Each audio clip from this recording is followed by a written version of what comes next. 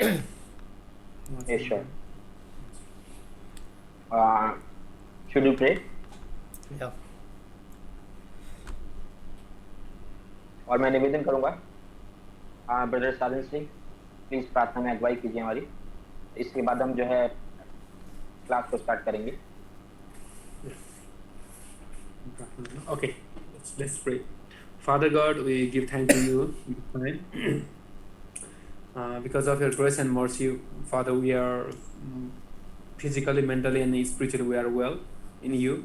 And thank you, Jesus, for providing this wonderful class. And then we just surrender our hand and our knowledge and everything in you, Lord. And we especially pray for our brother Paul, who is going to teach us about the great tribulations. Lord, help him and provide Holy Spirit.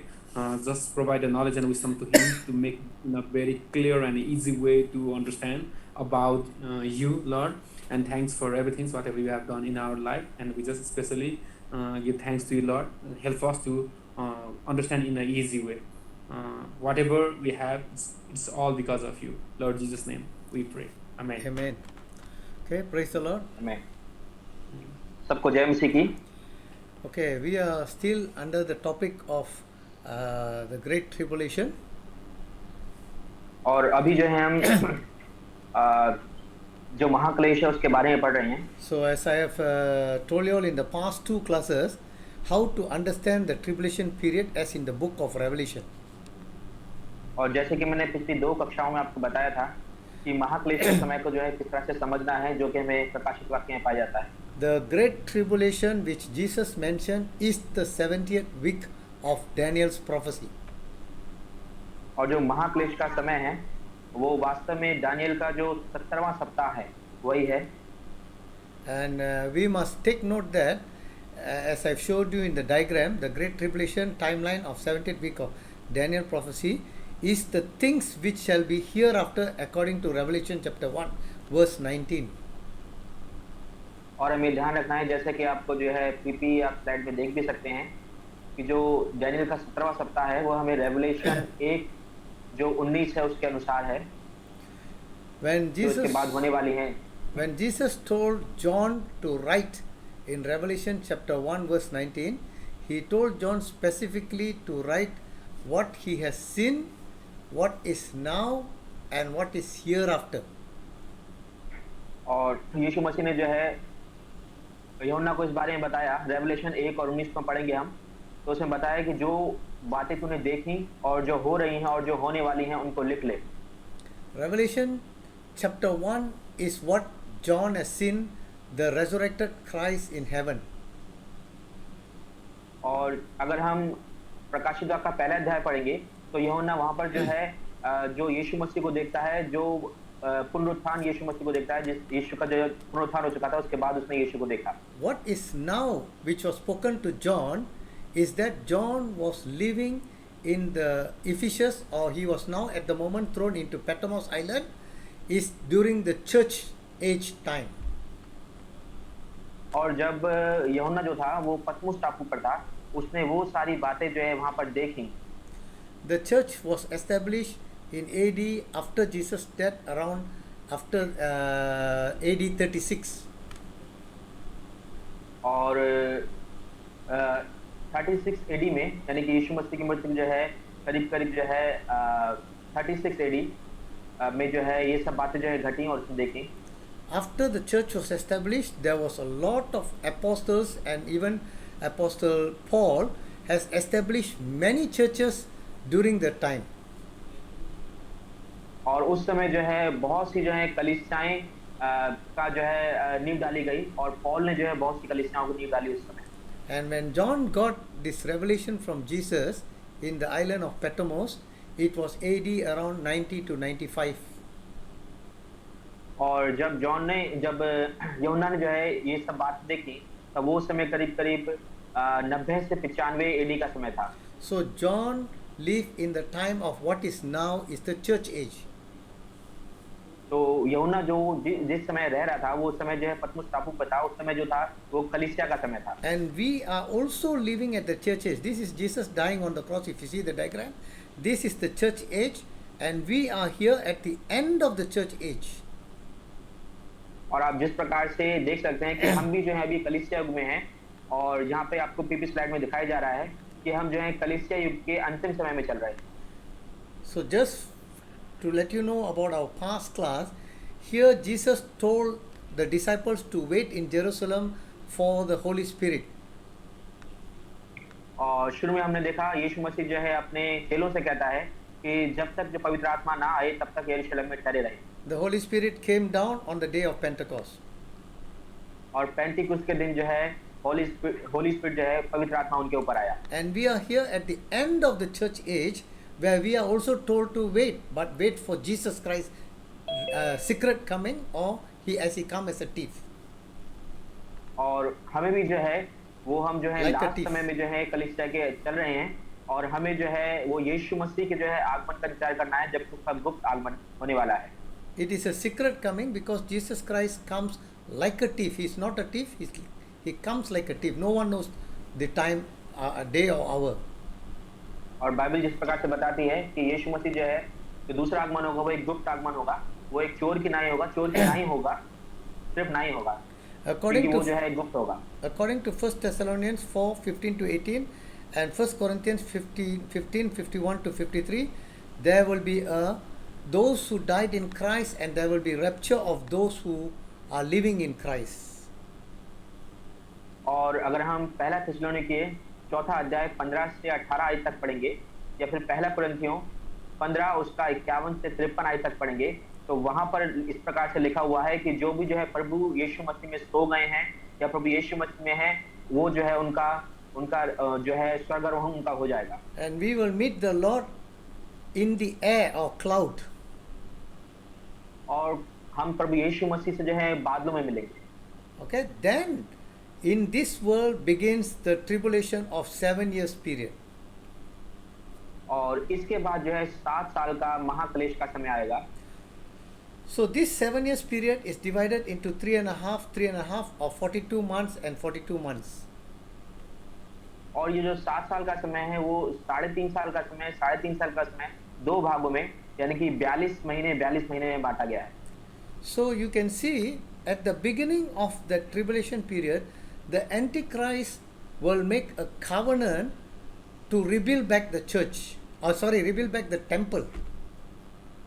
और हम देखेंगे कि महाक्लेश का समय का जब ये आरंभ होगा, तब जो एंटी क्राइस्ट है यानी मसीह जो विरोधी है, वो लोगों के साथ चर्च को यानी कलीसिया को जो है मंदिर को बनाने की जो है आज्ञा यानी वाचा उसके साथ बांधेगा, लोगों के साथ बांधेगा। So during this period when the Antichrist is rebuilding back the temple, it will be a very light tribulation, the preparation of Antichrist. At the mid of the tribulation period, or maybe at the dedication of the temple, he will bring in abomination that cause desolation. और जो शुरुआती दौर होगा महाक्लेश का, वहां पर जो है ज्यादा महाक्लेश हम नहीं देखेंगे, और इस समय जो है वो जो ख्रीस्त विरोधी है वो मंदिर को जो है बनाएगा, और जैसे ही मध्य में पहुंचेंगे और जैसे ही उसका जो है मंदिर के लिए जो है अभिषेक होना होगा, तब वहां से जो है अति महाक्लेश जो है आरंभ हो जाएगा। He will declare himself as God. वो अपने आप को जो है प्रभु घोषित करेगा। The second half of the tribulation period, which is a 3.5 years, is a severe tribulation where Antichrist will persecute the the left behind Christian and the Jewish people. और जो 3.5 साल के बाद जो समय होगा वो अति महाक्लेश का समय होगा, और जो ख्रीस्त विरोधी है, मसीह विरोधी है, वो मसीहों को और यहूदियों को जो है बहुत ज्यादा जो है क्लेश देगा। This second part, God's anger and the wrath of the Lamb is also poured out to the people who have not accepted the gospel or who are living in this world during this tribulation period. और बाकी का जो 3.5 साल का समय होगा, और इसमें जो है हम देखेंगे कि परमेश्वर का क्रोध भी जो है लोगों पे भड़केगा, और तमाम तरह की विपत्तियां जो है उनको उंडेली जाएंगी।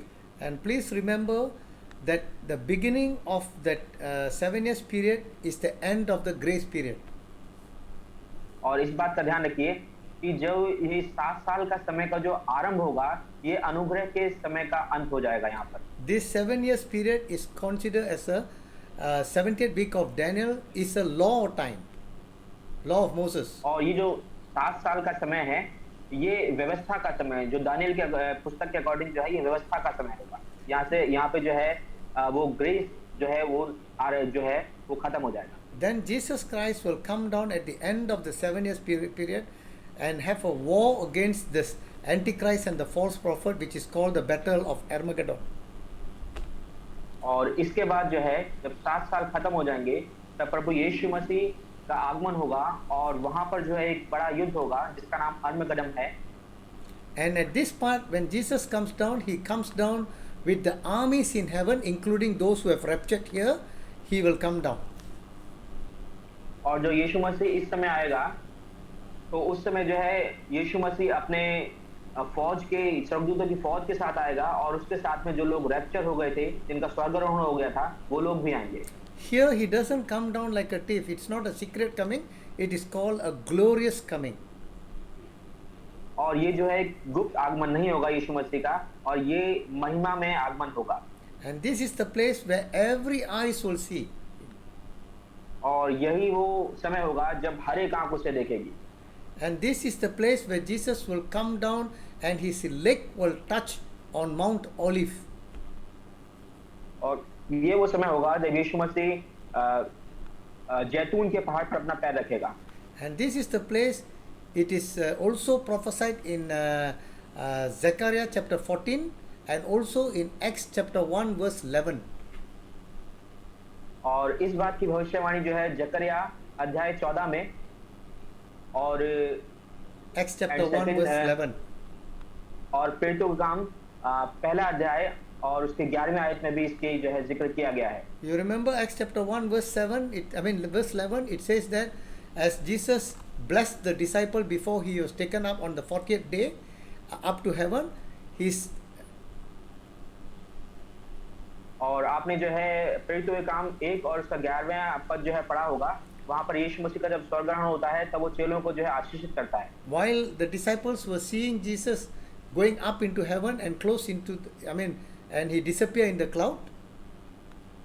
और जब यीशु मसीह का जब स्वर्गारोहण होता है तब चेले उसको देख रहे होते हैं और थोड़ी देर बाद जो है वो यीशु मसीह बादलों में जो है वो छुप जाते हैं, चले जाते हैं स्वर्गारोहण। There were 2 angels or 2 men there who told the disciples, why are you seeing the same way Jesus went, he is going to come down back again. तब वहां पर जो है 2 स्वर्गदूत प्रकट होते हैं और चेलों से कहते हैं, तुम यीशु मसीह को क्यों बादलों पर देख रहे हो, वो जिस प्रकार से गया है वो दोबारा से आने वाला है। So that was Mount Olive. और वो जो है जैतून का पहाड़ है। When he comes down on Mount Olive, there will be a big earthquake which will separate the Mount Olive into half. और जब वो अपना कदम जो है जैतून के पहाड़ पर रखेगा प्रभु यीशु मसीह, तो जैतून का पहाड़ जो है 2 भाग हो जाएगा। After Jesus come down, he will set up his kingdom to rule for 1000 years in this earth. और जब यीशु मसीह जैतून के पहाड़ पर अपना कदम रखेगा तो उसके बाद उसका जो राज्य है वो 1000 साल तक वहां पर होगा। With this understanding, we are going to go and I'm going to go and explain to you the chronological explain of the book of Revelation on the tribulation period, which starts from Revelation chapter 6 to Revelation chapter 19.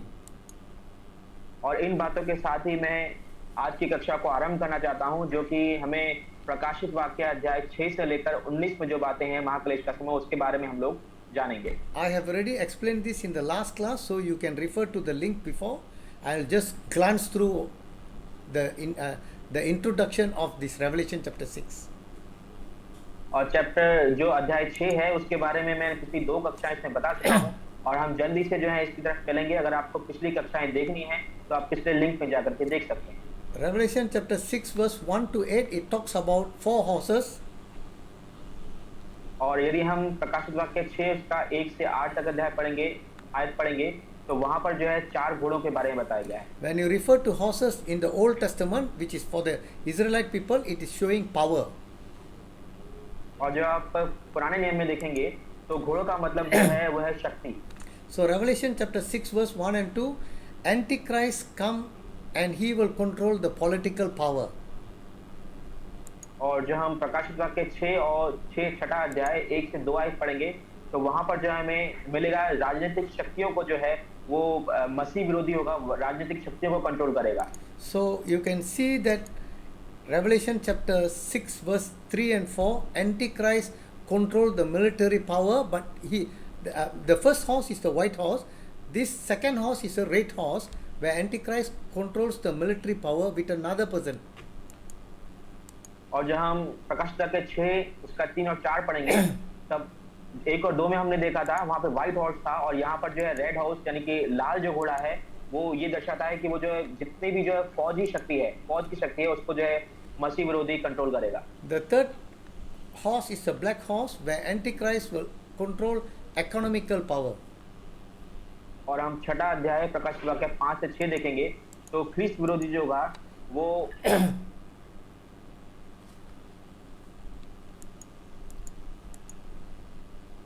So the next horse is the pale. Pardon? Have you finished? हाँ, जो ख्रीस्त विरोधी होगा 5 से 6 में उससे हम देखेंगे जो अर्थव्यवस्था की जो शक्ति है उसको ख्रीस्त विरोधी कंट्रोल करेगा। Okay. The next horse is a pale horse, where it is the result of Antichrist having the power. What will happen to the people who run away from Antichrist? और जो हम प्रकाशिता के 6 उसका 7 से 8 आयत पढ़ेंगे तो वहां पे पीले घोड़े का जिक्र किया गया है, और पीले घोड़े पर जो सवार होगा वो लोग जो ख्रीस्त विरोधी से भाग जाएंगे, बच जाएंगे, उनको जो है सताने के लिए जो है वो घोड़ा तैयार किया गया है। So those who doesn't agree with Antichrist for the 7 years rule, they will die by the sword, or famine, or plague, or by the wild beast. और जो ख्रीस्त विरोधी से जो है उससे जो लोग बच जाएंगे उनको जो है वहां पे लिखा है कि वो उनको जो है सताव दिया जाएगा, वो तलवार से मारा जाएगा और महामारियों से, और उनके ऊपर जो है बहुत सारी जो है महामारियां और जंगली जंतु जो है उन पर आक्रमण करेंगे। So those who died by not accepting the mark of the beast or bow down to the image of this one during the 7 years tribulation period, they are the fifth seal, a picture of those who have been slain or died during the great tribulation are seen in heaven. और वो लोग जो ख्रीस्त विरोधी को जो है ग्रहण नहीं करेंगे और उससे दूर भाग जाएंगे और उसको जो है उसकी पूजा नहीं करेंगे, तो ऐसे लोगों को जो है वो जिन लोगों को मारा जाएगा वो लोग सीधा जो है वो स्वर्ग में पहुंचाए जाएंगे। So then comes to the sixth seal, which is a cosmetic disturbance or the wrath of the Lamb. In actually the stars and the moon, and the moon become red and all these things. और यदि हम प्रकाशित वाक्य 6 और 7 पढ़ेंगे, 6 अध्याय उसका 12-17 पढ़ेंगे तो वहां पर जो है जो आकाश की जो शक्तियां हैं वो हिलाई जाएंगी और जो मेमने का जो गुस्सा है वो सबके ऊपर जो है पड़ेगा उस समय। So the rest of the event are in the notes. So today we are going to go on with Revelation chapter 7 onwards. So Revelation chapter 6 is a brief, like what I say, it is in Genesis chapter 1, how God created heaven and the earth till the seventh day he rested. और जिस प्रकार से जो है हम पुराने में देखेंगे उत्पत्ति की पुस्तक में वहां पे किस प्रकार से जो है परमेश्वर ने चीजों को बनाया और 7वें दिन जो है उसने आरंभ किया, और उसी प्रकार से हम ठीक जो है मेलजोल रेवलेशन की पुस्तक में यानी प्रकाश की वाक्य की पुस्तक में भी पाते हैं। So Revelation chapter 6 is equivalent to Genesis chapter 1. तो जो प्रकाशित वाक्य का 6 अध्याय है वो एकदम मिलता जुलता है उत्पत्ति के जो है पहले अध्याय से। So Genesis chapter 2, the focus is how God created man out of all the creation he has created. और उत्पत्ति के जब हम दूसरे अध्याय में पढ़ते हैं तो हम देखते हैं कि किस प्रकार से उसने जो है मनुष्य की जो है रचना करी। So that is the beginning of the world. और वो जो है उस वक्त जो है संसार का आरंभ था। Now this is coming to the end of the world. और अब जो है ये संसार का अंत है। Where Revelation chapter 6 is the opening of the 6 seals.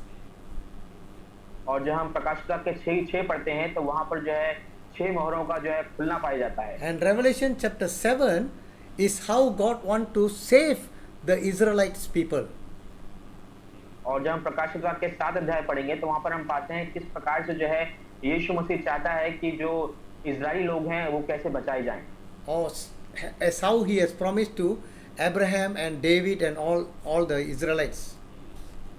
और जैसे कि परमेश्वर ने अब्राहम से और दाऊद से जो है बातचीत किया था, वाचा बांधी थी। So Revelation chapter 7 verse 1 to 17, it is God sealing 140. If you have read, it will be good. But if you have not read, this is a glance of it.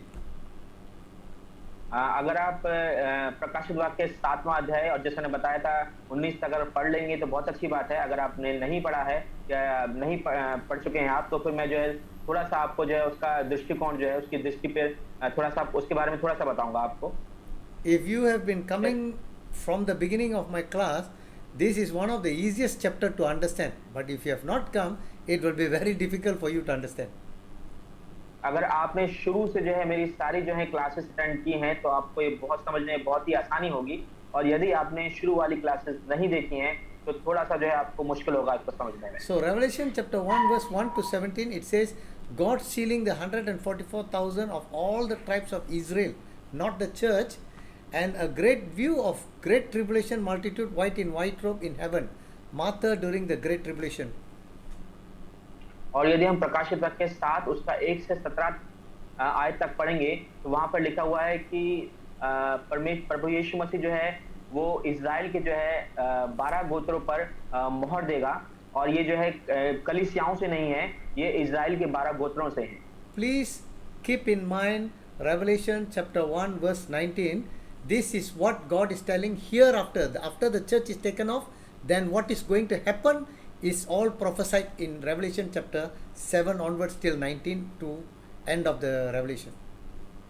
और ये बात अपने जहन में रखें कि जो प्रकाशित वाक्य 1 और 19 में जैसा प्रभु यीशु मसीह ने दर्शन में यूहन्ना को बताया कि जो बातें अब से होने वाली हैं, तो जो बातें होने वाली हैं वो यहाँ से जो है स्टार्ट होती हैं। हम देखते हैं कि जो बातें का होना है वो पहले ही जो है वो प्रकाशित वाक्य 1 और 19 में प्रभु यीशु मसीह ने बता दिया था।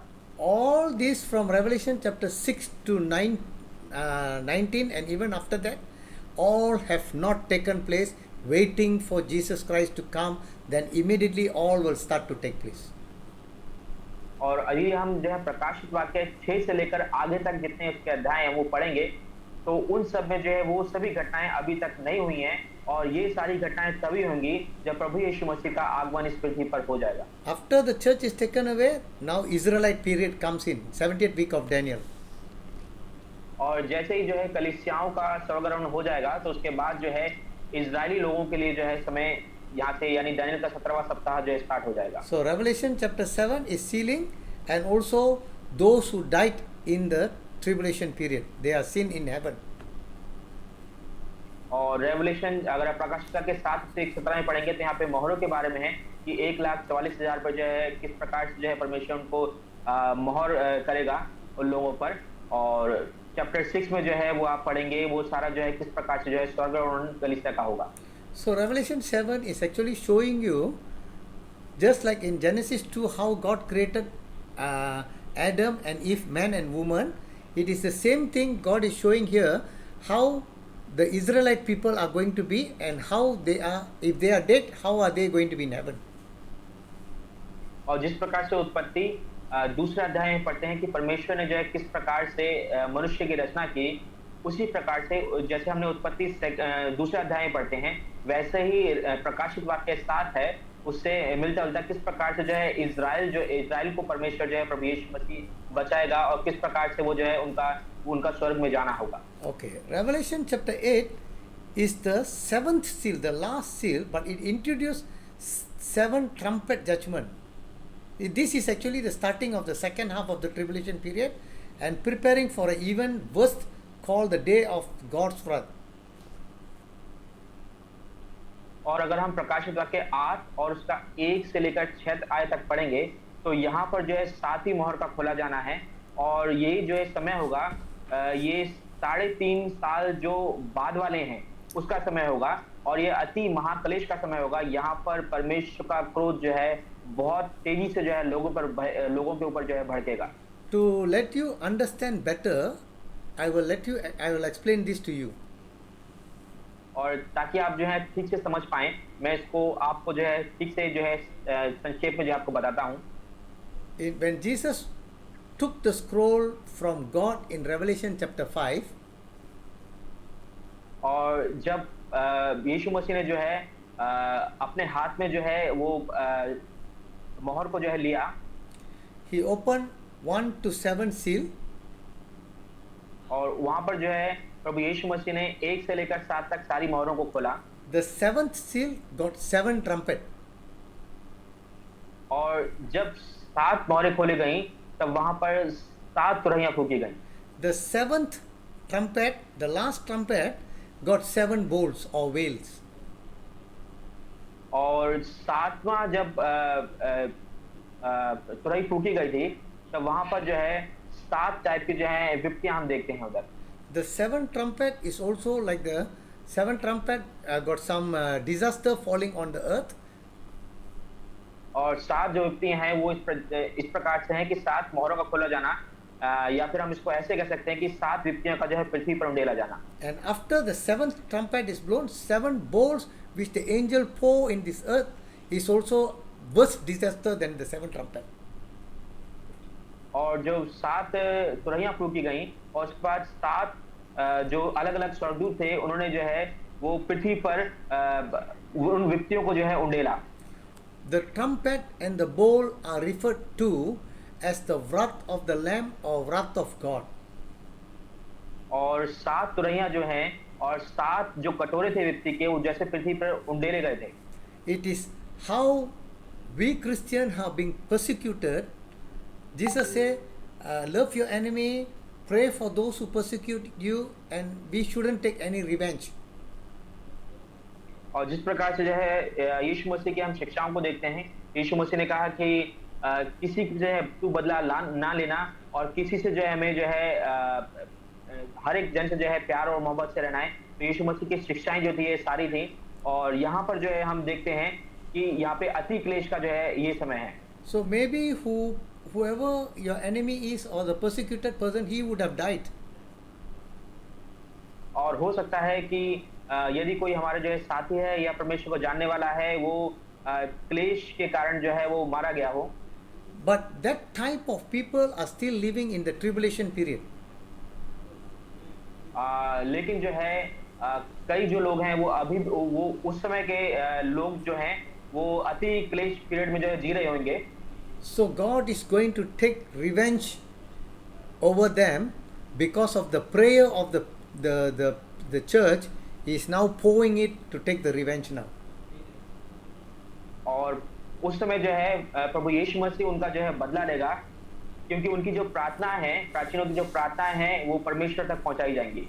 So if you see that when the 7th seal introduced the 7th trumpet judgment, और हम देखते हैं कि जो 7वीं जो मोहर है वो 7वां जो तुरही है उसका न्याय जो है उसको हम उसके बारे में देखेंगे। now we are going to go through each trumpet in a very fast manner.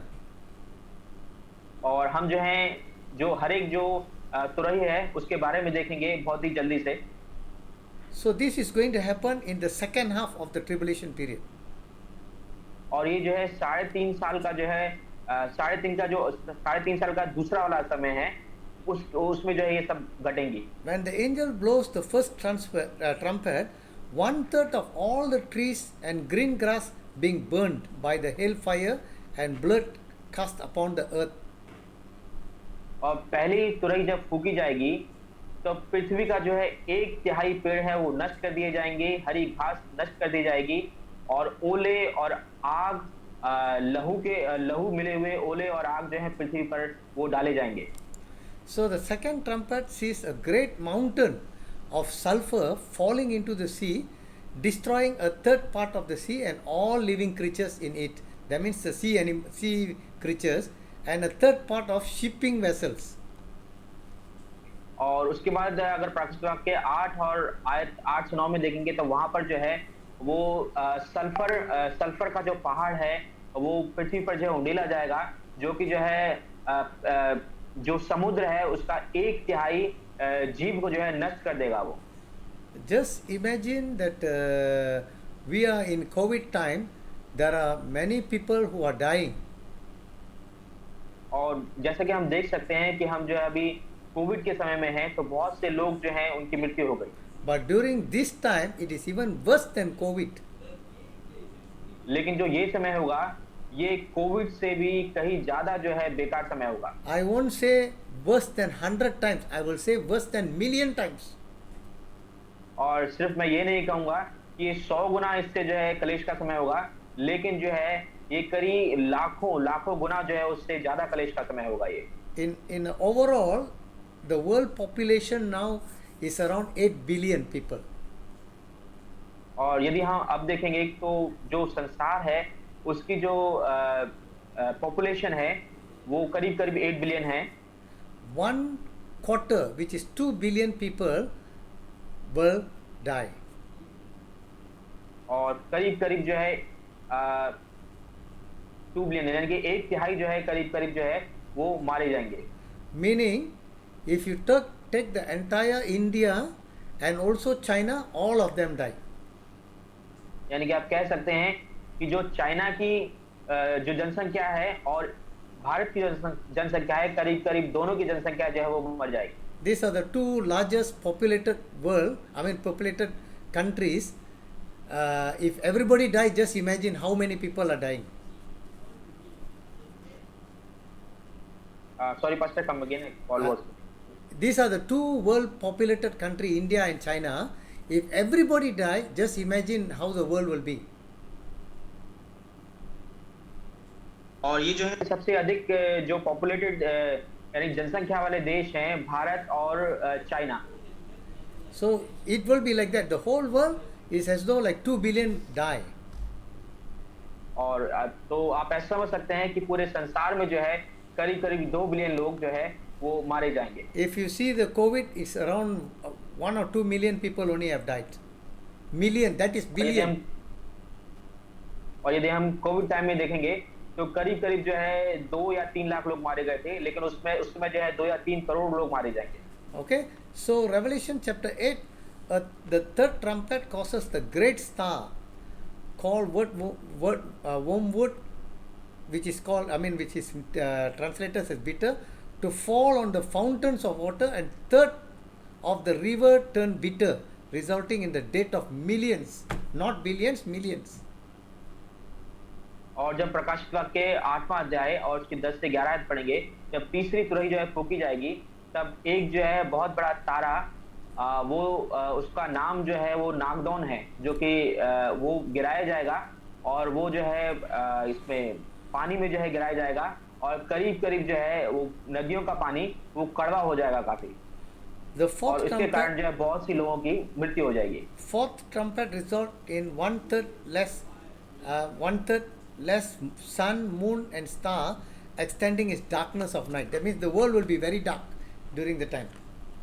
और जब चौथी तुरही फूकी जाएगी, तब करीब जो है चाहे सूरज हो, चंद्रमा हो या तारे हो, वो उन पर अंधेरा छा जाएगा। Okay, and then a special engine flies around the earth, warning that worst judgment are going to come. That is the bowl judgment.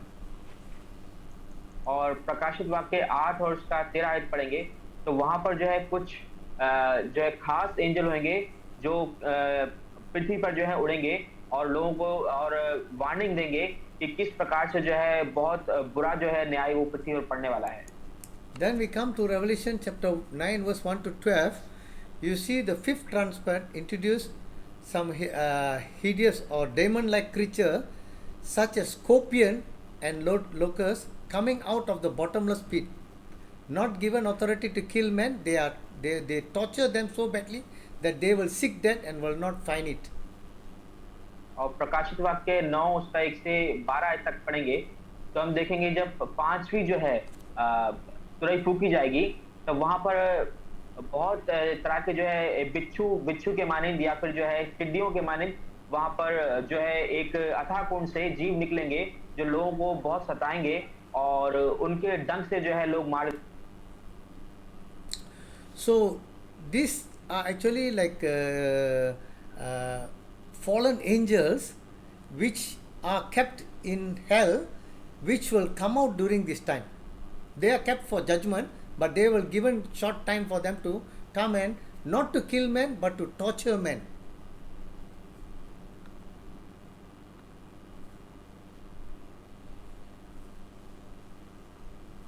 Vinay, you got it? Or you want me to Yes, repeat? sorry, Pastor. Actually, call is coming again and again. I am Okay. cutting the call. Okay. Uh, can you hear? Okay. This the fifth trumpet is actually demons or angels kept in the Hades or bottomless pit or hell, but they are now given out to come during this time to torture those who are living, but not to kill them.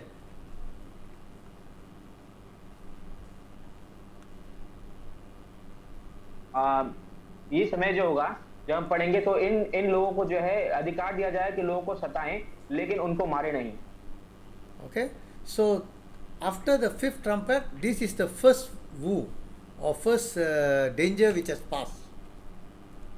और ये जो है पांचवी मोहर खोले जाने के बाद पहला जो है ये लोगों पे वहां पे आप पाएंगे कि लोगों पर जो है हाय और जो ये अब जो इसके बाद जो है वो विपत्तियां लोगों पर आने वाली हैं. So two more woo is coming, two more danger is coming. और इसके बाद जो है दो विपत्तियां और आने वाली हैं. Then the Revelation chapter 9 verse 13 to 20, the sixth trumpet introduced 200 million horsemen, demon-like spirit, like dead angels, who will kill 1/3 of the balanced people who are living. और इसके बाद जो हम रेवलेशन 9 उसका 1320 आयत पढ़ेंगे तो वहां पर जब सिक्स तुरही जब फूकी जाएगी और करीब करीब जो है 200 मिलियन जो सवार हैं है ना 20 करोड़ करीब करीब जो है सवार जो होंगे और स्पिरिट जो होंगी जो इविल स्पिरिट्स होंगी गंदी स्पिरिट्स होंगी और वो जो है लोगों को वन थर्ड लोगों को जो है वो मार देंगे. This is actually a killing of those who have taken the mark of the beast and not willing to repent. और ये वो लोग जो होंगे जिन्होंने जो है वो क्रिस्त विरोधी का जो चिन्ह है अपने माथे पे लिया है और वो जो है अपने मन को परमेश्वर की ओर नहीं फिराया उन्होंने. I just want to remind you, you don't need to remember all these things, but you can just imagine it is a terrible time. और आपको मैं बता दूं कि ये सब चीजें जो हैं वो बहुत ही जो है आपको इस बारे में चिंता करने की जरूरत नहीं है लेकिन ये समय जो होगा वो बहुत ही ज्यादा भयभीत करने वाला समय होगा. So Revelation chapter 10 verse 1 to 11, you can see there is a scene of mighty angel with a little book scroll coming down from heaven, and when he cried out, seven thunder uttered the voice. Okay, I don't want you to remember this. It is actually an angel giving John to eat a book, and when he eat, it is sweet like honey in the mouth, and it became bitter in the stomach. और मैं जो है सारांश में आपको बता दूं तो रेवलेशन प्रकाशित वाक्य 10 उसका 1 से लेकर 11 आयत में आप पाएंगे कि यूहन्ना को जो है एक बुक दी गई छोटी बुक खाने के लिए जो उसके मुंह में तो जो है मधु सी मीठी लगेगी लेकिन पेट को जो है उसे कड़वा कर देगी. Okay, here I want to let you know what is the meaning of honey in his mouth, and when it reaches the stomach it is bitter. और मैं आपको बता दूं कि इसका मतलब क्या है कि उसके मुंह में जो है मधु सी लगना लेकिन पेट को जो है कड़वा कर देना. इसका मतलब क्या है? You remember when we want to take some medicine, sometimes when it is sweet, but when it go inside the stomach, it will be very, very difficult for us, bitter. और कई बार ऐसा होता है कि हम कोई भी जो है दवाई लेते हैं जब हम गोली खाते हैं तो हमारे मुंह में तो वो कई बार जो है वो मीठी लगती है लेकिन जैसे ही वो पेट में पहुंचती है तो हमें ऐसा एहसास होता है कि वो बहुत कड़वापन सा है. So actually, it is God's judgment upon this earth, which is a rightful judgment. Actually ये जो है परमेश्वर का न्याय है इस पृथ्वी पर जो कि बहुत एक सही न्याय है.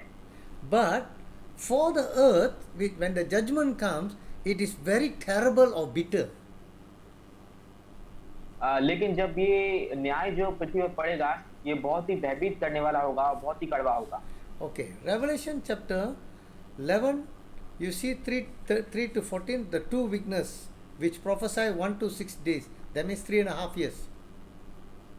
और इसके बाद जो है अगर आप प्रकाशित वाक्य 11 अध्याय 3 से 14 आयत उसका पढ़ेंगे तो वहां पर हम दो गवाहों को देखते हैं और जो 1260 दिन तक 1260 दिन तक भविष्यवाणी करते हैं और ये 1260 दिन करीब 3.5 साल का समय है. The Bible very clearly says that they are real people but having a miraculous power like Moses and Elijah, they will be preaching और during the tribulation period.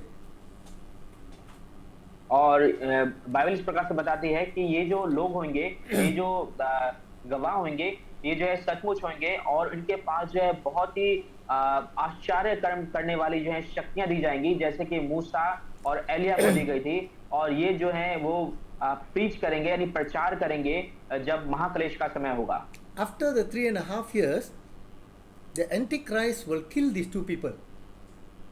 और 3.5 साल का समय बीतने पर है जो मसीह विरोधी होगा, इन दोनों गवाहों को मार देगा।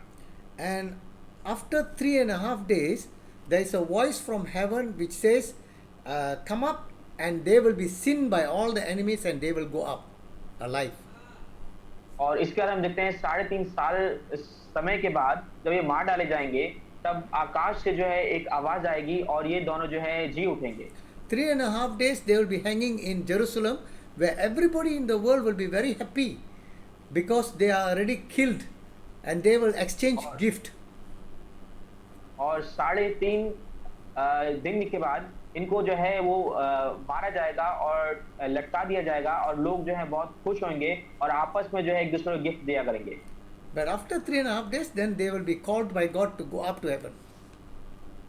और 3.5 दिन के बाद जो है उनको परमेश्वर जो है उनका स्वर्गारोहण कर लेगा। Okay, many are having a question even in the internet and also in the churches. Who are these two witnesses?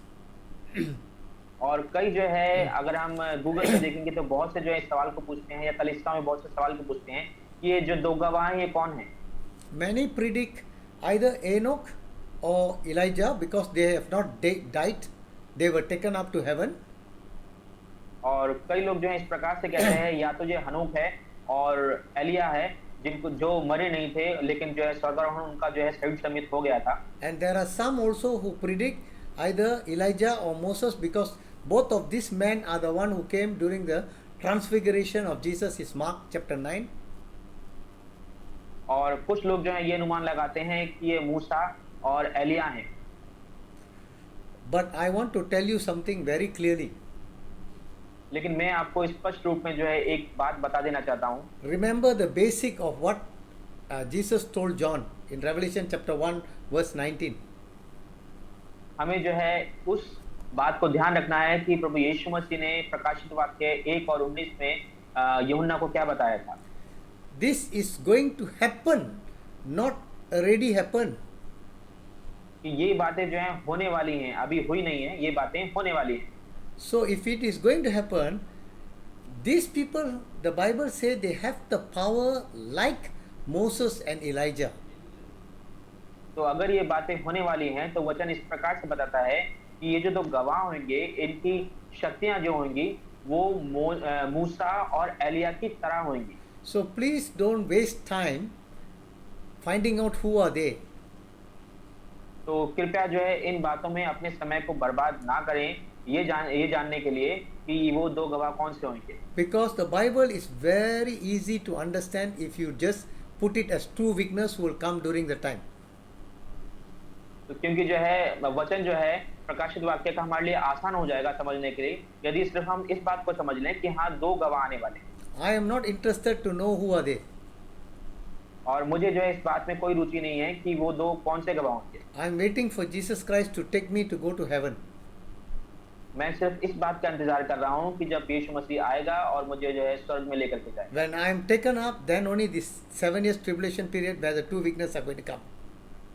और जब प्रभु यीशु मसीह मुझे ले जाएगा उसके बाद जो है ये सारी घटनाएं होंगी, उसके बाद जो है दो गवाह आएंगे। If you are interested, then you tell Jesus, I don't want to go to heaven, I want to see them. अगर आप जो है इन बातों को जानने के इच्छुक हैं तो आप परमेश्वर से कहिए परमेश्वर मुझे जो है इन दो गवाहों को जानना है, तो आपको जो है फिर उस महाक्लेश के समय से गुजरना पड़ेगा। Then you will be left behind, you can see who are the two people. फिर आप जो है पीछे रह जाएंगे, उसके बाद ही आप देख सकते हैं कि ये दो गवाह जो हैं कौन से हैं। I am not interested in them. मुझे जो है उसमें कोई भी रुचि नहीं है। Okay? So don't worry about who is the two witnesses, but we understand that there is going to be two witnesses who are going to evangelize during the 3.5 years of the tribulation period. तो इस बात के जो है कोई भी मायने नहीं रखते हैं कि ये दो गवाह कौन से होंगे, लेकिन हाँ जो बातें होने वाली हैं दो गवाह होंगे। Okay, the next one is the when this thing is finished, the second woe is past, then the third woe is coming. और जब हम इन बातों को देख लेते हैं तो दूसरी जो विपत्ति है वो बीत चुकी है और अब तीसरी जो विपत्ति है वो आने वाली है। The second woe is actually the sixth trumpet judgment and the seventh thunder judgment, which was sealed with with the two witness powers. और जो ये विपत्ति होगी वो 6 तुरहियां होंगी और 7 गर्जन भरे हुए जो हैं वो न्याय हैं और इनको जो है गवाहों की जो है शक्ति दी गई है। Okay, the first trumpet to the 5th trumpet is actually the first danger or the woe. और पहली से लेकर 5वीं तक जो तुरहियां हैं वो 5 महाविपत्तियां हैं। The second woe is actually the 6th trumpet judgment. और जो दूसरी जो है विपत्ति है वो छठी तुरही है। And there is a 7th thunder judgment which which Jesus told John not to write because it is so terrible. और जो 7 जो थंडर जजमेंट है यानी कि 7 जो हैं वो न्याय हैं उनको परमेश्वर ने जो है लिखा कि बहुत अति क्लेश का समय है, उसको जो है यूहन्ना को लिखने से मना किया। Jesus told John to write the 7th trumpet judgment and also the 7th bowl, but the 7th thunder judgment he told not to write. 7 जो कटोरे हैं विपत्ति के उसको लिखने के लिए तो प्रभु ने कहा उसको लिखने के लिए, लेकिन जो 7 अति जो कलेश का समय है उसको लिखने के लिए नहीं कहा। Do you know why? क्या आप जानते हैं क्यों? It is a very, very terrible thing that God is going to do into this earth, which is difficult to be explained. क्योंकि ये बहुत ज्यादा कलेश का समय होगा जो परमेश्वर इस पृथ्वी पर जो है उंडेलने वाला है और इसको जो है एक्सप्लेन करना भी जो है इसको बताना भी जो है बहुत ही ज्यादा भयभीत कर देने वाला है। Just imagine if somebody is blowing a trumpet, you still can see. आप जो है अनुमान लगाइए कि कोई भी जो है अगर तुरही को फूंक रहा है तो उसको आप देख सकते हैं। Somebody is having a bowl and pouring some disease in a certain place, you can still see. अगर किसी के पास जो है विपत्ति के कटोरे हैं और विपत्ति को जो है वो किसी पर उंडेलता है तो तब भी आप देख सकते हैं। The thunder judgment, just imagine the lightning and the thunder, how terrible it is. और जो गर्जन का जो न्याय है ये तो उसको आप जो है इमेजिन कर सकते हैं कि कितना प्रकार का जो है भयभीत करने वाला जो है ये समय होगा। So it is so terrible that God asked John to seal it or not to write it. तो ये इतना जो है भयभीत करने वाला है कि प्रभु यीशु मसीह यूहन्ना को कहता है कि इसको जो है बंद रख और इसको लिख मत। Then Revelation chapter 11 verse 15 is the seventh trumpet judgment, where it is going to be the 7 whale or 7 bowl judgment. I'll show you the table later. प्रकाशित वाक्य 11 उसकी 15वां आयत पढ़ेंगे तो ये 7वां जो तुरही का न्याय है उसके बारे में हम पढ़ेंगे। So you see, Revelation chapter 6 describes about the sixth seal. और यह हम देखेंगे कि प्रकाशित वाक्य का 6वां अध्याय जो है वो 6 मोहरों के बारे में बताता है। Revelation chapter 8 opens the 7th seal, which is the 7th trumpet. और प्रकाशित वाक्य 8 पढ़ेंगे तो वहां पर जो है 7वीं मोहर का खोला जाना है और जो 7वीं तुरही के बारे में बताता है। And then it ends at Revelation chapter 11, the 7th trumpet, which begins the 7 bowl. और जब प्रकाशित वाक्य 11 पढ़ेंगे तो वहां पर जो है 7 तुरहियों के बारे में बताता है और 7 जो है वो कटोरे विपत्ति के कटोरे के बारे में बताता है वहां पर। So Revelation chapter 12 is actually another vision which John saw. और जब हम प्रकाशित वाक्य 12वां अध्याय पढ़ेंगे तो वहां पे दूसरा एक दर्शन जो है वो यूहन्ना देखता है। So Satan is cut out of heaven. This heaven is actually the second heaven. और यहाँ पर हम देखते हैं कि शैतान को जो है वो स्वर्ग से जो है वो निकाला गया है, और ये जो हेवन है वो दूसरा स्वर्ग है, ये दूसरे स्वर्ग से निकाला गया है। First heaven is the birds flying in the air, which you can see the aeroplane and everything going there. और पहला स्वर्ग हम कह सकते हैं कि जहाँ पर आप देखते हैं चिड़िया और उड़ रही हैं और विमान उड़ रहे हैं, वो पहला पहला स्वर्ग है। Second heaven is out of this earth where the planets all are. That's where Satan is now.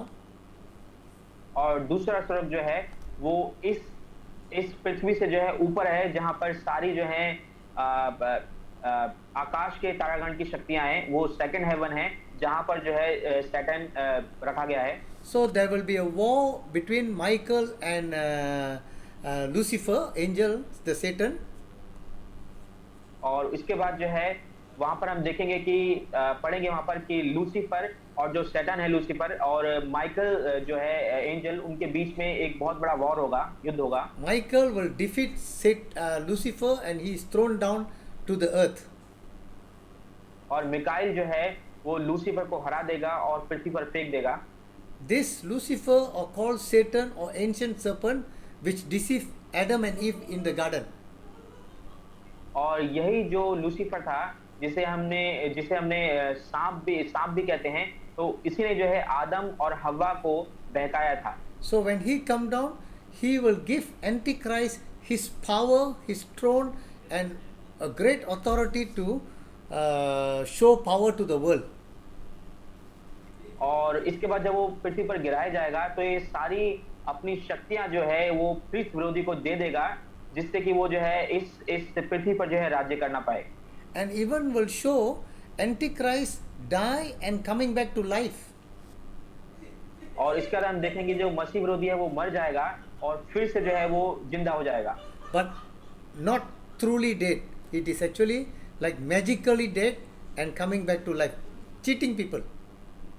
और ये जो है वास्तव में नहीं मरेगा, लेकिन ये जो है एक आश्चर्य के तरीके से या जादू की तरीके से मरेगा और दोबारा से जो है वो फिर से जिंदा हो जाएगा। Okay, so Antichrist will come like a man of peace very nicely, but after the 3.5 years he will be terribly trying to kill the Israelites and those who are left behind, Christians who are still want to follow Christ.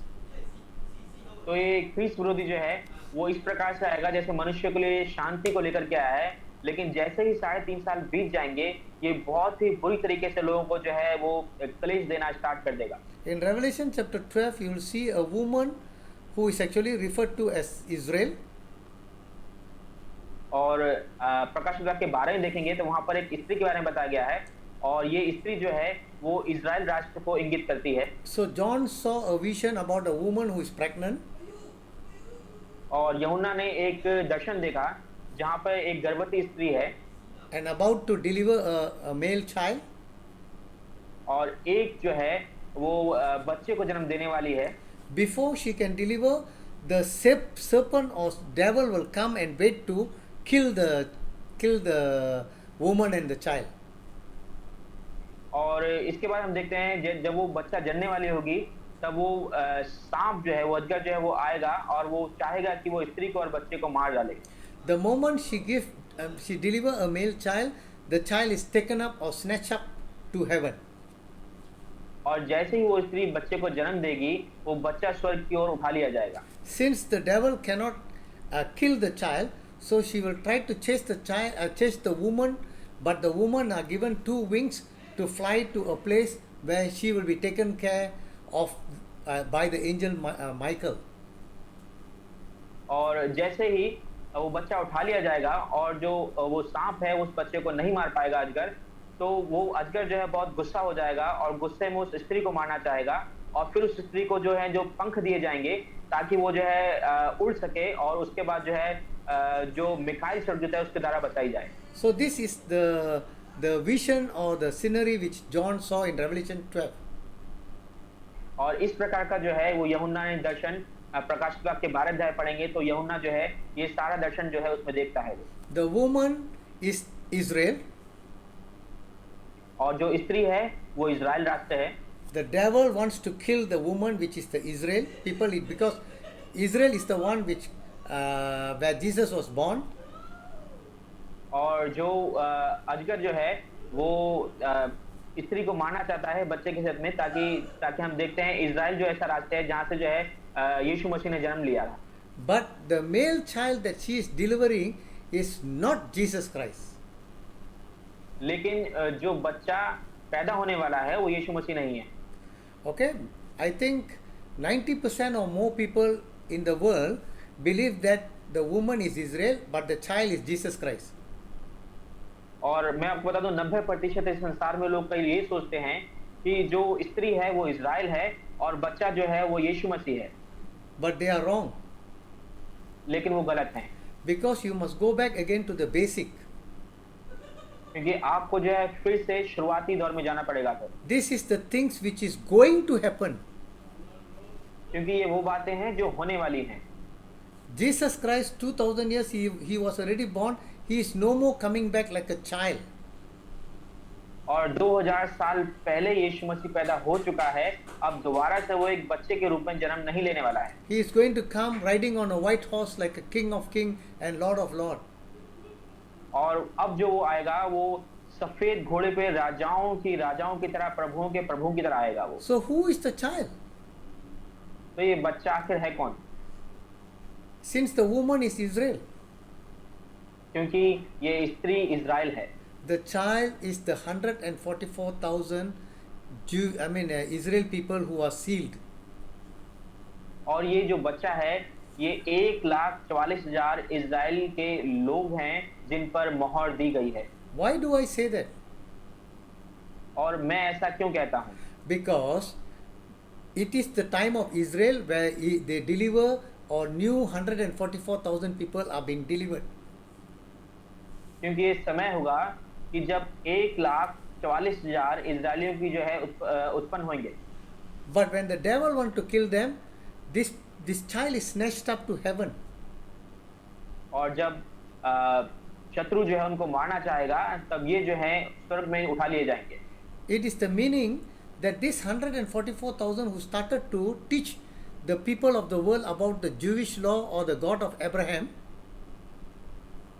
ये जो 1,44,000 हैं ये जो है परमेश्वर की व्यवस्था के बारे में और परमेश्वर के राज्य के बारे में प्रचार करेंगे। or maybe during the time of dedication of the temple, all these 144,000 they came to dedicate dedicate or do sacrifice in the temple. और ये जो है 1,44,000 लोग हैं, जब अभिषेक किया जाएगा मंदिर का तब ये जो है वहां पर ये लोग अभिषेक करने के लिए आएंगे। Antichrist would have killed them. और जो मसीह विरोधी है हो सकता है इनको मार देना चाहे। Where you can see in Revelation chapter 14, these people 144,000 are in heaven. और यदि आप जो है रेवलेशन यानी प्रकाशित वाक्य में पढ़ेंगे 14वें अध्याय में, तो वहां पर लिखा हुआ है कि ये 1,44,000 वो स्वर्ग में हैं। So it is due to the Israelite woman who have delivered the 144,000 male child, and then suddenly it is snatched up to heaven. और इस प्रकार से जो है जो स्त्री है जो इजराइल राष्ट्र को इंगित करती है वो 1,44,000 लोगों को उत्पन्न करेगी, यानी इजराइल में जो है 1,44,000 लोग होंगे और तुरंत ही जो है इस स्वर्ग में उठा लिए जाएंगे। Revelation 7, 144,000 Israelites are sealed. Revelation 14, all these 144,000 are in heaven with Jesus Christ. तो आप अगर प्रकाशित के 12 अध्याय में पढ़ेंगे तो वहां पर लिखा हुआ है कि 1,44,000 को किस प्रकार से स्वर्ग में उठा लिया जाएगा, और जब प्रकाशित के 14 में आप देखेंगे तो आप देखेंगे 1,44,000 ये लोग स्वर्ग में हैं। So the woman was given two wings and to a safe place. Is actually once the Antichrist start to kill all the Jewish people are being protected by angel Michael, according to Daniel chapter 12 verse 1. और यहाँ पर जो है हम देखेंगे कि किस प्रकार स्त्री को जो है वो सांप से बचने के लिए पर दिए गए, पंख दिए गए, और ये पंख इस बात को दर्शित करते हैं कि किस प्रकार से इजराइलियों को जब ख्रिस्त विरोधी जो है जो शैतान है वो मारने के लिए आएगा, तो उन सब इजराइलियों को प्रोटेक्ट करने के लिए, बचाव करने के लिए जो माइकल स्वर्गदूत है उनका बचाव करेगा। I just want to show you Daniel chapter 12 verse 1. और मैं आपको दानियल चैप्टर 12वां अध्याय और उसका पहले आयत जो है वो दिखाता हूँ।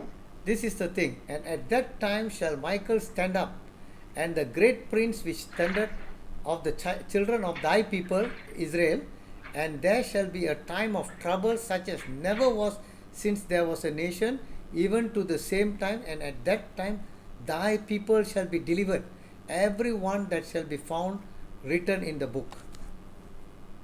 और यहाँ पर दानियल की पुस्तक 12वें अध्याय में आप पढ़ेंगे पहली आयत में, तो यहाँ पर इस प्रकार से लिखा हुआ है, उसी समय मिकाएल नामक बड़ा प्रधान जो तेरे जाति भाइयों का पक्ष करने को खड़ा रहता है वह उठेगा, तब ऐसे संकट का समय होगा जैसे किसी जाति के उत्पन्न होने के समय से लेकर अब तक कभी ना हुआ ना होगा, परंतु उस समय तेरे लोगों में से जितनों के नाम परमेश्वर की पुस्तक में लिखे हुए हैं वे बच निकलेंगे। When the 144,000 Antichrist kill them, or whatever he does during the mid of the tribulation period, that is when the Jewish will be scattered, and many of them will turn to the Lord, realizing that Jesus is the prophesied Messiah. और जब ये समय होगा कि जो सांप है वो 1,44,000 को मार देना चाहेगा और वो उठा लिए जाएंगे, और फिर जो शैतान है वो बहुत से इस्राएलियों को दुख देगा और वो पश्चाताप करके इस बात को फिर वो मानेंगे कि हाँ, जो यीशु मसीह ही वो परमेश्वर है जिसके बारे में भविष्यवाणी की गई थी। You see, till today, many of the Jewish do not believe Jesus as the Messiah. और आप जानते हैं कि अभी तक जो है कई यहूदी लोग हैं वो प्रभु यीशु मसीह को मसीह करके नहीं मानते हैं। During the time of Jesus, they expected the Messiah to be like King David. और उस समय वो मसीह को जो है इस प्रकार से सोच रहे थे कि वो एक राजा के मानद, जैसे कि एक दाऊद राजा हुआ था उसके मानद जो है उनके बीच में आएगा। Why? Because in the Old Testament, every time you can see when the Israelites come under Palestinian, Ammonites, everything, God delivered them and gave them a judge or a prophet or a king to deliver them. और वो ऐसा इसलिए था क्योंकि यदि आप पुराने नियम में पढ़ेंगे तो हर जगह पे जब भी इस्राएली लोग दुख में थे, संकट में थे, तो प्रभु ने उनके लिए एक छुड़ौती के लिए किसी न किसी को भेजा जिसने उनके विरोधियों को मार दिया और उनको बचा लिया। तो वो इसी बात को सोच रहे थे कि हमारे बीच में कोई इसी प्रकार से कोई राजा के रूप में जो है मसीह आएगा और उनको जो है उनके शत्रुओं से बचा लेगा। So since the Jewish has rejected Jesus Christ as the Messiah, now the Gentiles are given to accept him. और क्योंकि यहूदियों ने जो है वो यीशु मसीह को मसीह करके नहीं माना, इसलिए कलीसिया को ये समय दिया गया कि वो जो कलीसिया का समय आ गया और वो अनुग्रह का समय था, और इस समय जो है ये कलीसिया का समय चल रहा है। So Jesus said to the Jewish people, he will take care of them when they start to say, blessed is he who comes in the name of the Lord. तो इसलिए परमेश्वर ने यहूदियों से कहा कि परमेश्वर उन्हें बचा लेगा जब वो ये कहना आरंभ कर देंगे कि धन्य है वह जो प्रभु के नाम से आता है। So now at this point, maybe during the tribulation period, they will realize their mistake as a Jewish people, that in the first coming they have rejected Jesus. Now they will accept Jesus.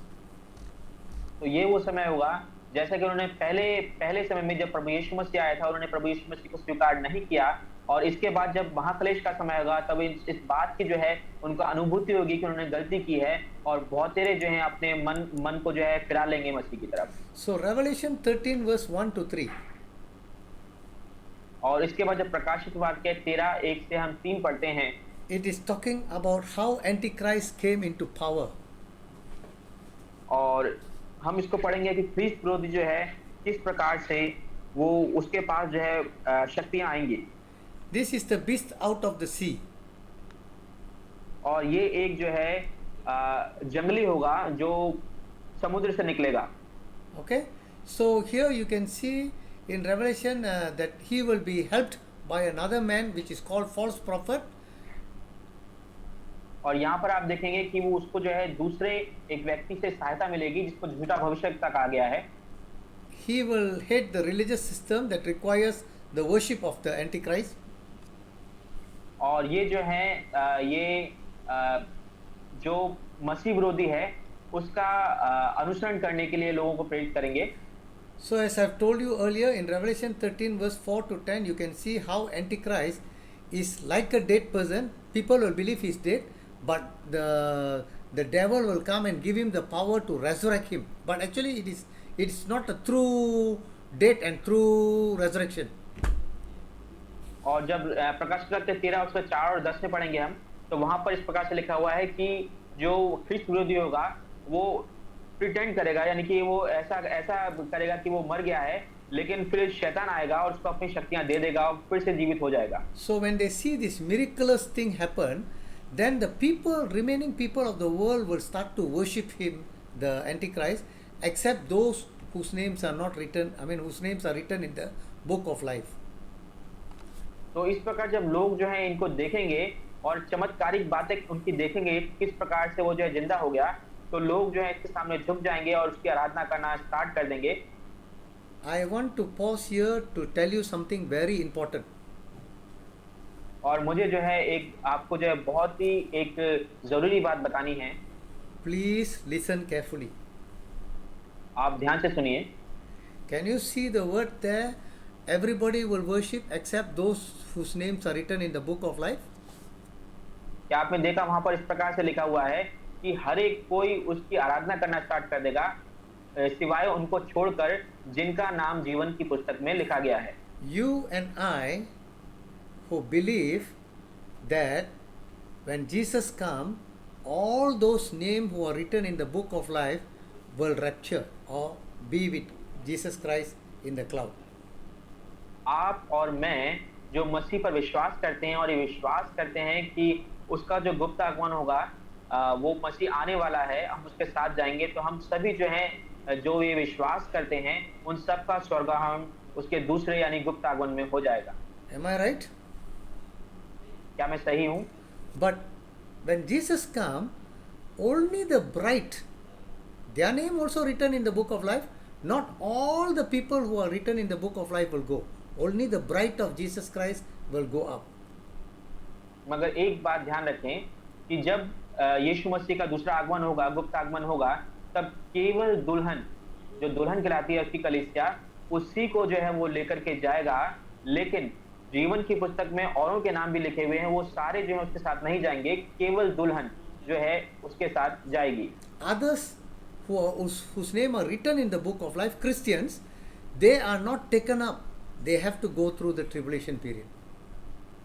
और बहुत से लोग ऐसे भी रह जाएंगे जिनका नाम जीवन की पुस्तक में तो लिखा हुआ है, लेकिन उन सबको इस अति कलेश के समय से गुजरना पड़ेगा। If you want to know why these people are left behind by Jesus Christ, the next chapter about the 7 chronological event of resurrection, I will explain that. और यदि आप जानना चाहते हैं कि ये लोग जो हैं वो क्यों रह जाएंगे, तो इस चैप्टर के बाद जब प्रकाशित वाक्य 14 से हम पढ़ेंगे, तब वहां पे आप जो है 7 तरह की बातों को डिटेल में मैं आपको बताऊंगा, उन बातों को आप जानने पाएंगे। Not every Christians or not everybody's name written in the book of life are going to be taken up by Jesus Christ during the rapture time.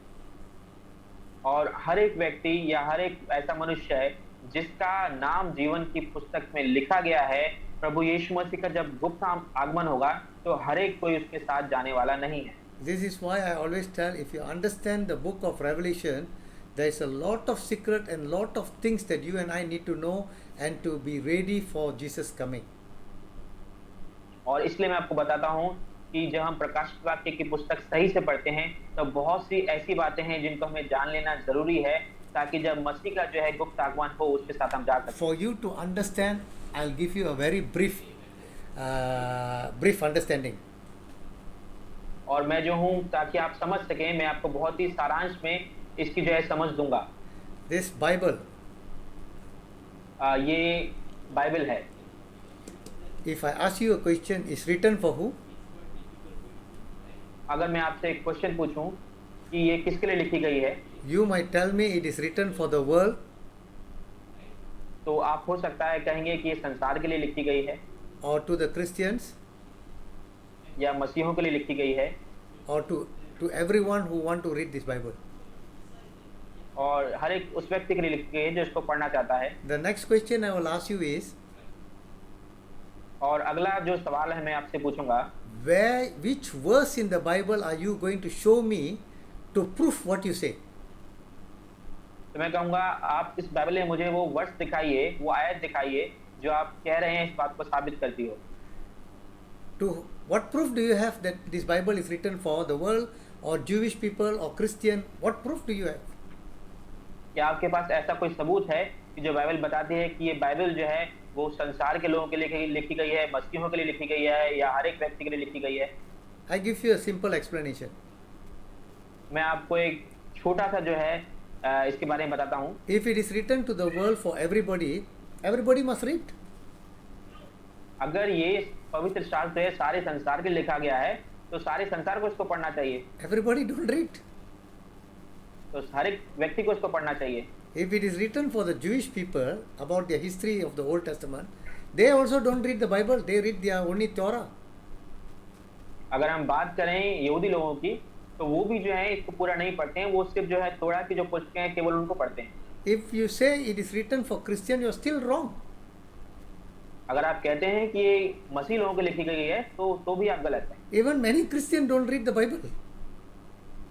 यहाँ तक कि बहुत से मसीह ऐसे भी हैं वो पवित्र शास्त्र को पढ़ते ही नहीं है।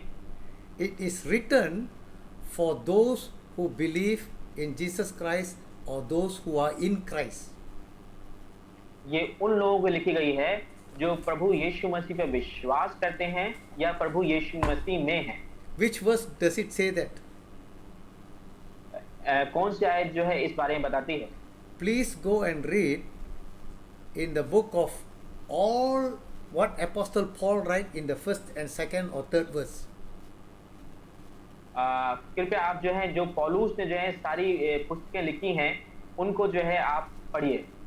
Apostle Paul says to the saints in Galatians, Ephesians, Philippians, Colossians, or so on and so forth. आप चाहे जो है पौल की पुस्तकें आप गलातियां पढ़ो, इफिसियों पढ़ो, कुलिसियों पढ़ो, तो उन सब में जो है आप इस बात को पाएंगे। He said those who are in Christ, who love God. उसने कहा कि जो प्रभु यीशु मसीह में है, जो प्रभु यीशु मसीह से प्यार करते हैं। So basically, you read the earliest verse in the New Testament, everything is referring to those who love God or those who are in Christ or those who are the saints of God.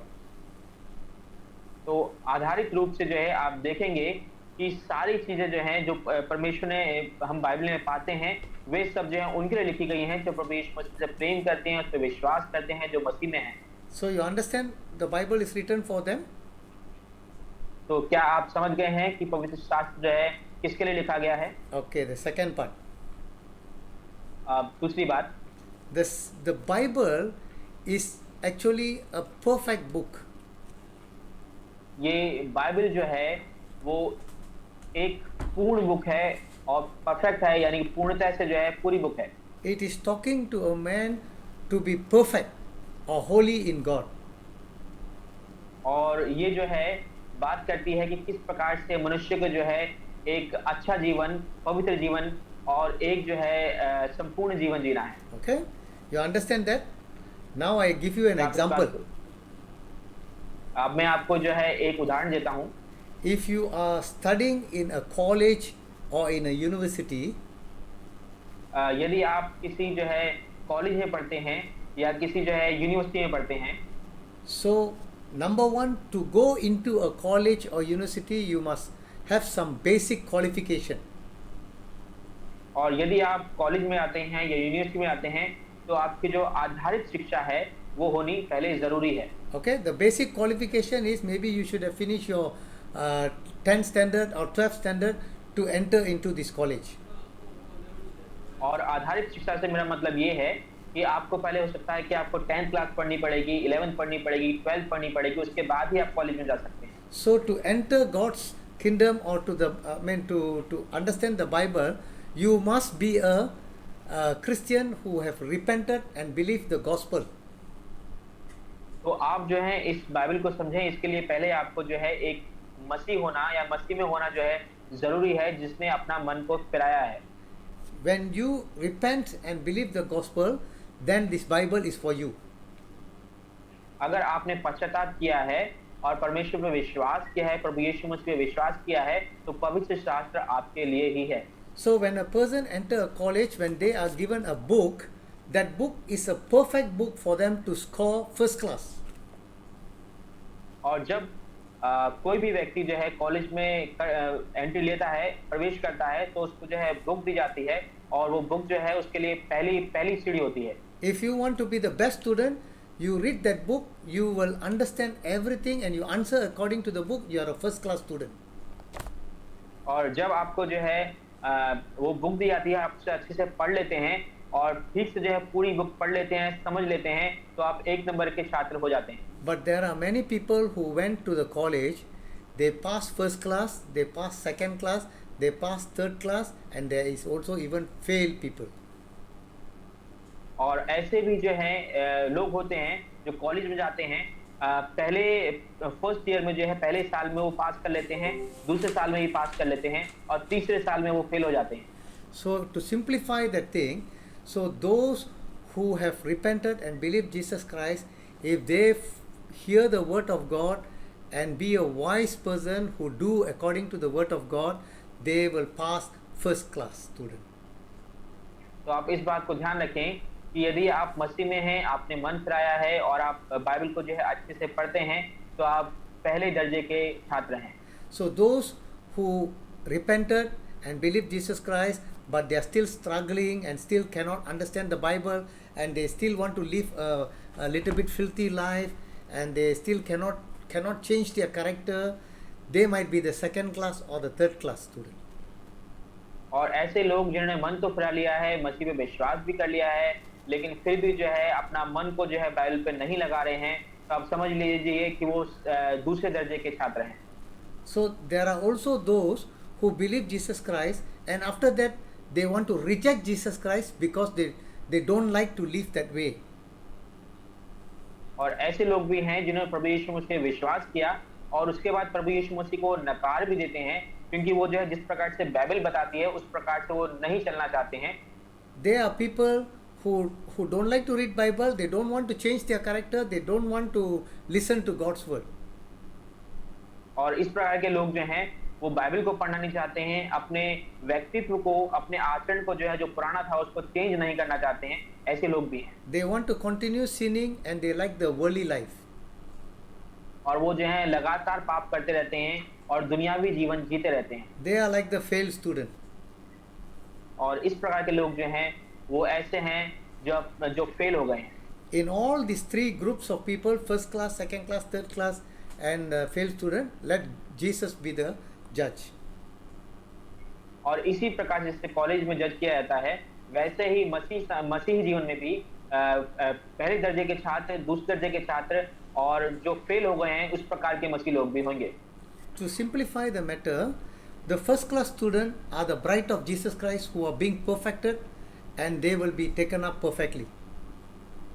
और मैं ठीक रीति से इसको समझाऊं तो जो पहले दर्जे के जो छात्र हैं वो मसीह की दुल्हन है, जो पहले आगमन में, गुप्त आगमन में प्रभु यीशु मसीह के साथ उनका स्वागत हो जाएगा। Basically, those who repent and accept Jesus Christ, everybody's name is written in the book of life.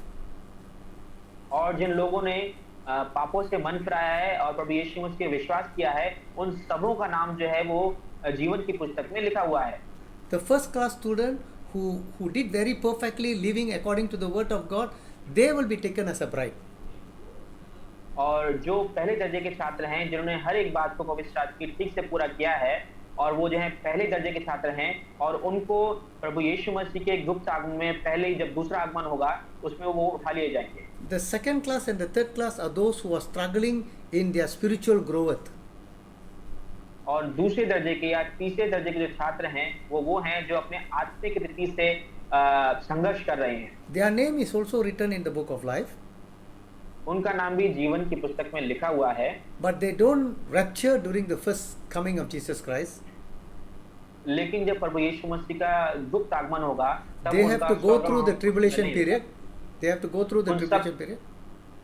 उन सबको जो है अति क्लेश के समय से गुजरना पड़ेगा। Whether they die or they live during the millennium, और चाहे वो जो है मर जाते हैं या फिर जीवित रहते हैं जब 1000 साल का जो है शासन होगा प्रभु यीशु मसीह का। In the last judgment, great white और throne judgment, जब अंतिम न्याय होगा, there many books are open and also the book of life is open. तो बहुत सी पुस्तकें खोली जाएंगी और उसके साथ जीवन की पुस्तक भी खोली जाएगी। So those during the judgment whose name is not in the book of life, all of them are thrown into the lake of fire. और वो सब लोग जिनका नाम जीवन की पुस्तक में नहीं पाया जाएगा, उनको जो है वो नरक में डाल दिया जाएगा। So those whose name are written in the book of life, they are not thrown there, but they will live in new heaven or new earth. और जिनका नाम जीवन की पुस्तक में लिखा गया है, उनको आग की झील में नहीं डाला जाएगा, लेकिन वो जो है नए पृथ्वी और नए आकाश में रहेंगे। So this is a little bit difficult to understand, but anyway, we will discuss that in the next lesson. और ये थोड़ा सा जो है मुश्किल है समझना, लेकिन कोई बात नहीं, हम इसको अगली जो हमारी कक्षा होगी उसको और डीप रीति से, गहरी रीति से इसको समझेंगे। Revelation 14, as I've said, the 144,000 are in heaven. और अगर आप प्रकाशित के 14 में देखेंगे, जैसे मैंने आपको बताया है कि 1,44,000 वो स्वर्ग में हैं। Revelation 15, you can see this is the 7 angels with the 7 plague. This is the 7 bowl judgment. और प्रकाशित के 15 जब आप पढ़ेंगे, तब वहां पे जो है 7 एंजल के बारे में बताया गया है, 7 दूतों के बारे में बताया गया है, और 7 महामारियों के बारे में बताया गया है, और 7 कटोरे जो हैं उनके बारे में बताया गया है। Okay, Revelation chapter 16, you can see one by one the bowl judgment, which is 1, 2, 3, 4. You can read it after when I give you these notes in our group. और प्रकाशित के 16 को जो आप पढ़ते रहेंगे, तब वहां पर जो है कटोरों के बारे में जो है बताया गया है। कटोरों के जो है व्यक्ति के कटोरे रहेंगे, उसके द्वारा जो न्याय होगा उसके बारे में आपको वहां बताया गया है। So the whole of Revelation 16 is actually the whole of bowl judgment, which is terrible time during the earth. People want to find death, they cannot find death. और प्रकाशित के 16 में आप पढ़ेंगे तो वहां पर जो है कटोरों से, जो व्यक्ति के कटोरे हैं जो उनसे न्याय किया जाएगा, उसके बारे में बताया गया है। और 16वें अध्याय में जो है पढ़ेंगे कि वहां पर जो है लोग मृत्यु को पाना चाहेंगे, लेकिन मृत्यु उनको नहीं मिलेगी। So Revelation 17 is actually the destruction of Babylon, means the destruction of the one world system which Antichrist has established. Now they are going to destroy, Jesus is going to destroy it. और जब प्रकाशित के 17 में आ जाएंगे तो वहां पे आप जो है बाबुल के बारे में देखेंगे और किस प्रकार से जो है परमेश्वर जो है उनका नाश करेगा। So once Revelation chapter 18 is the commercial, the business center and the government of Babylon, the one world order, which many people wanted it, but it will be destroyed by Jesus Christ. और जब प्रकाशित 18 में जाएंगे तो वहां पर आप देखेंगे किस प्रकार से जो है एक गवर्नमेंट, यानी कि एक सरकार जो है वो पूरे वर्ल्ड में जो है, पूरे संसार में एक ही सरकार होगी, और किस प्रकार से जो है प्रभु यीशु मसीह उसका जो है नाश करेगा। So Revelation 19 is finally those who are living during the time, you can, every eyes will see the rider of the white horse, which is Jesus Christ, in his glorious appearing, and this is the battle of Armageddon. और जब प्रकाशित वाक्य 19वां अध्याय पढ़ेंगे तो वहां पर जो है इस प्रकार से पाएंगे कि किस प्रकार प्रभु यीशु मसीह सफेद घोड़े पर उसका आगमन होगा और हर एक आंख उसको देखेगी, और ये प्रभु यीशु मसीह का महिमा में आगमन होगा। So you can see at the end of this Revelation 19, the Antichrist and the false prophet are captured and thrown alive, not dead, they are not killed, alive into the lake of fire.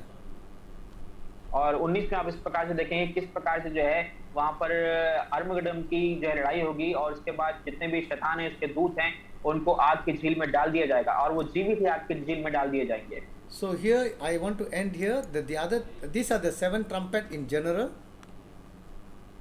और simplified version, यहाँ तक इस बात के साथ जो है मैं यहाँ को इस बात को समाप्त करूंगा। This is the 7 bowl in general in a simpler form. और इस प्रकार जो है 7 कटोरे थे व्यक्ति के, जिनको मैंने इजी तरीके से आपको बताया। I will give you these notes in our group, and then the next one is actually I'm going to talk about 7 chronological event of resurrection, which is very important topic, but I cannot go very deep. I want to finish before May 15. और मैं 17 मई से पहले जो है इसको समाप्त करना चाहता हूँ और इसके बाद जो है हम 7 जो हैं वो 7 बातों के बारे में देखेंगे जिसको मैं अगली कक्षा में आपको बताऊंगा। Our last class might be in May 17 because I need 1 week to prepare myself to be coming to India, North India. और हमारी जो अंतिम जो क्लास होगी वो 17 मई को होगी क्योंकि मैं हो सकता है कि मैं जो हूँ भारत में आऊँगा। So we will see the 7 chronological event of resurrection according to the book of Revelation. और हम इस प्रकार से जो है 7 क्रोनोलॉजिकल जो बातें हैं उनको हम देखेंगे। So I will explain the meaning of death in the Bible.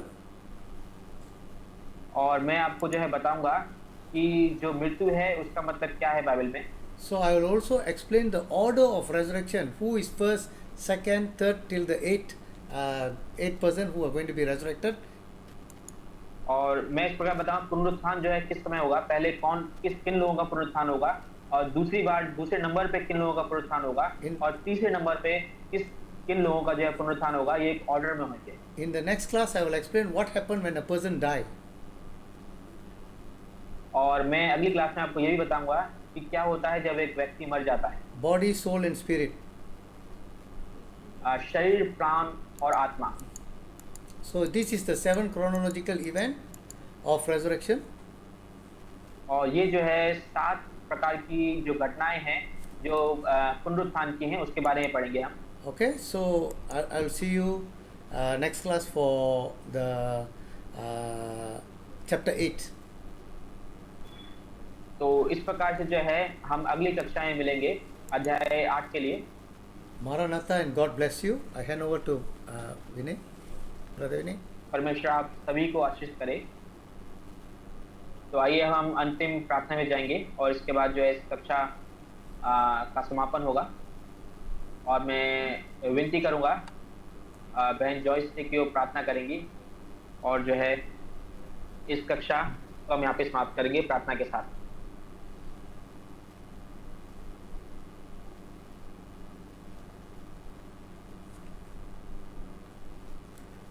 Joyce can't hear you.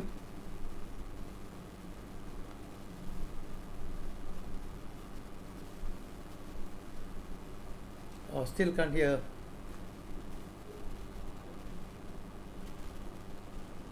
Can somebody else pray, please?